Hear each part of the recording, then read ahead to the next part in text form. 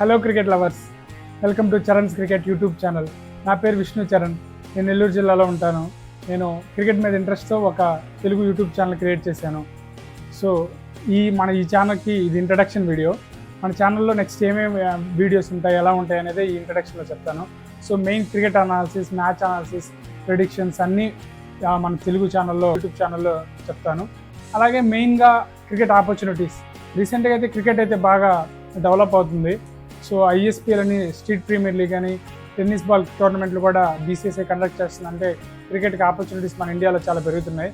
So ఎవరి job వాళ్ళు చేసుకుంటూనే ఈ ఐఎస్పిఎల్కి వాటికి పార్టిసిపేట్ చేయొచ్చు.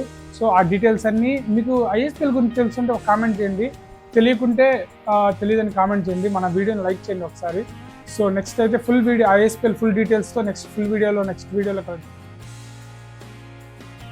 ఐఎస్పిఎల్ సీజన్ 1 అయితే సక్సెస్ఫుల్గా కంప్లీట్ అయింది.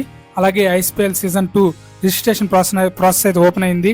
అలాగే బేస్ ప్రైస్ వచ్చి 3 lakhs ఐఎస్పిఎల్కి. అలాగే రిజిస్ట్రేషన్ గురించి ఫుల్ డీటెయిల్స్ అయితే నెక్స్ట్ వీడియోలో చేస్తాను. సో ఈ వీడియోని అయితే ముగ్గురు క్రికెట్ ఫ్రెండ్స్కి షేర్ చేయండి. అలాగే మన వీడియోని లైక్ చేయండి. ఇంకా ఏముంటాయంటే ఒక క్రికెట్కి సంబంధించిన ఒక ఇద్దరు ఫ్రెండ్స్ మ్యాచ్ అయిపోయాక ఎలా మాట్లాడుకుంటే ఎలా ఉంటుంది. సో ఇలాంటివన్నీ మన ఛానల్లో అయితే తీసుకొస్తాను. ఇదైతే మన ఇంట్రడక్షన్ వీడియో.